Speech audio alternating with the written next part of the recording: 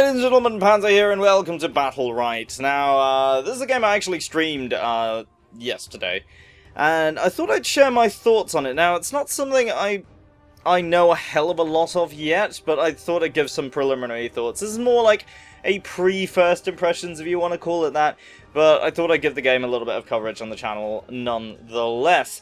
Now, what is Battlerite? Battlerite is a, they call it a team arena brawler, and essentially, if you were to take the sort of play style of a top-down shooter, combine that with the abilities of most MOBAs, and put it into a simple sort of ARAM style arena, that's kind of what you get when you play Battlerite. So, it's very fast-paced, and has some interesting elements that seem to come from MOBA games, but then throws in some other things along the sides. First off, though, this game is currently in early access on Steam, so everything that you see here is subject to change. Once it launches, I believe it's going to launch at the start of next year, 2017.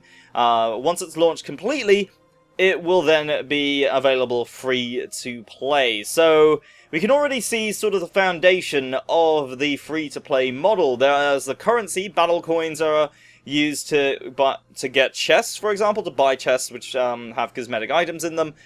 And you have currency, these tokens that are used for buying cosmetic items outright. So one of these might be microtransaction in some way. Not really sure what it's going to be just yet. But let's have a look at the chests first. So you have gold chests and you have silver chests. Now we do have one gold chest available here, but before I open that, let's have a look at sort of how you can get that. Now silver chests give you 3 random items and a guarantee of at least 1 rare. A gold chest gives you 3 random items, guarantee of at least 1 epic. So you have different rarities of items as well.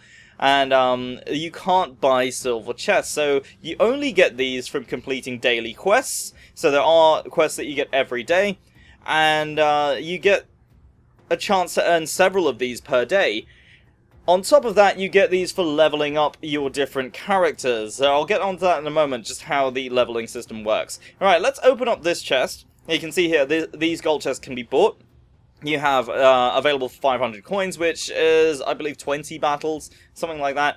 And then you have the purchase prices here, and you can see it is actually quite steep. That's actually quite expensive. Just having a look here, like $3.50 for 2 chests is a little bit pricey. But let's get back out of that. Let's open this chest and see what we get.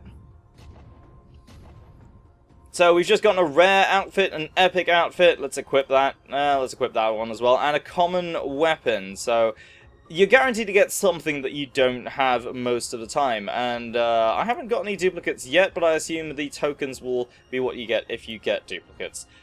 Right, okay, so this is the sort of lobby area, and once we hit ready, we jump into the matchmaking straight away. And we can choose our champion here, and we can customize them.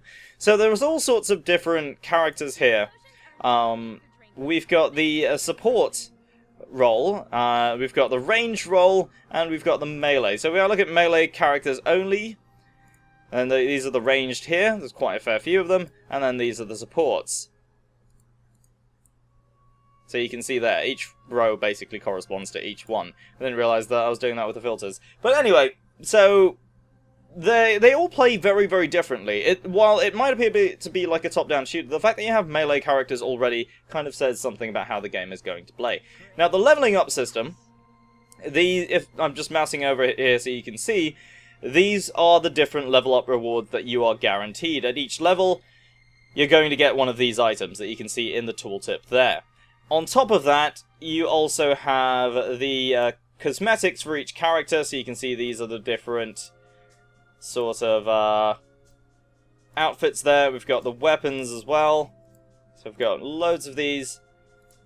And then you have different poses, and these are just for sort of victory poses, kind of like in Overwatch. They have the victory poses, that's what these are. And then you have mounts. Now, mounts fulfill a special role. The mounts allow you to get around much quicker, but you can suffer a debuff if you get hit while moving around with them. So they're just to let you get around the arena much faster, but generally I don't see them being that useful at all. So let's jump into a battle and we'll see how this plays out. Alright, here we go. Just a quick overview of what the arena looks like. There's the center there, and now we're... Let's just skip that and get straight into it. Alright, so this is the sort of starting area. We use WSD and the mouse to control, so we do actually have... Alright, so this is the Battlerite system. Battlerites are basically items that you can pick up at the beginning of each round. So I'm just going to pick up the U-turn here. That's one of our utility abilities, and you get a different set every round. So what tends to happen is you can actually pick up one item every round, and that will persist. That's sort of your character building, which is kind of something that's carried over from MOBAs, which I quite like. Right, let's jump over there, and we can return, and let's fire the rocket. Yeah, I managed to get it. So you can see just how quickly this is already playing out.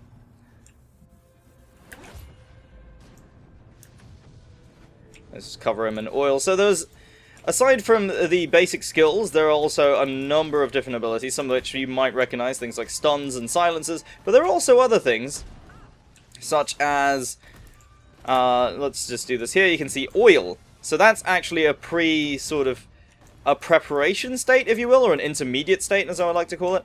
And so that actually sort of coats them in oil and allows other abilities to perform more damage. So if I fire a rocket at them, when they're coated in oil, they will ignite and take fire damage. And you can see just how quickly the rounds go. And of course, I could imagine at the top level, this would be much harder to follow.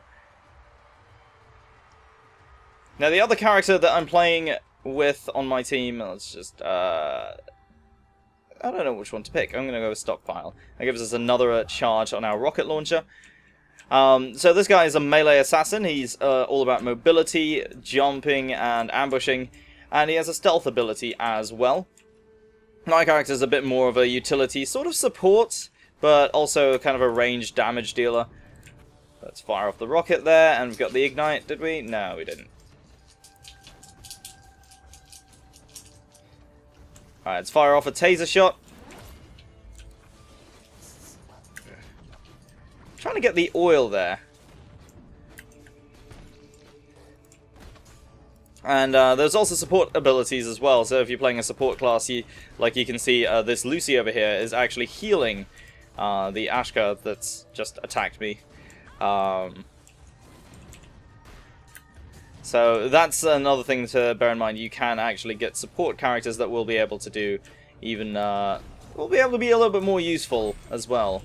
Alright, so we've got our ultimate ability. This requires charges, of course, and if you deal damage and so on, you do get that. So let's activate it. And that gives us a sort of quick burst of a machine gun, which can do a lot of damage. And a lot of these abilities are all about timing, so it's a little bit harder to do this while commentating, but if you manage to get the abilities off at the right time, for example, if you cast a counter ability just at the moment the enemy's about to strike, you can actually have some special effects from that. So it's all about sort of timing and clever use of your abilities. It can be a little bit tempting when playing this game to sort of throw all of your abilities out at once to try and get the most amount of damage, but sometimes that doesn't quite work. Alright, so what we're going to do is we're going to go with the taser ability. That'll give us a little bit of health back every time we tase someone. And not that these AI that we're playing against are particularly dangerous, but when it comes to playing against other players, that is something to bear in mind. Well, he managed to get away from that. Got a second rocket. And there's the tase. No, there we go. Like so, we've got a tractor beam that we can pull enemies in, and we can also block projectiles. So that's another support ability or utility ability that we can use that will allow you to work with a teammate to kind of stun an enemy player and try to get some damage in or get some other effects in. So, if I was working together with my teammate for that one, what could happen, potentially, is they would be able to get a stun out or be able to do some damage while that enemy is kind of stunned by me. Let's pull him in. And of course they are able to escape from that if they have an ability to do so. Quite a lot of these characters do have an escape skill of some sort, or a mobility skill that they can use. Others have silencers or stuns that they have to rely on, so it comes down to really sort of what character you play and how that will affect your playstyle.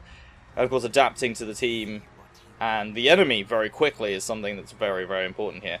So the way I would kind of classify this game is kind of like a top-down shooter and a cross between sort of Smite's arena mode, but very, very quick. So that's something to bear in mind there. If you're looking at playing this game, I will say it definitely is not a MOBA. And that's something that the developers themselves have been very keen on trying to point out, that this is not a MOBA. And they're right, it's not. It is more of a top-down shooter with some MOBA-like abilities.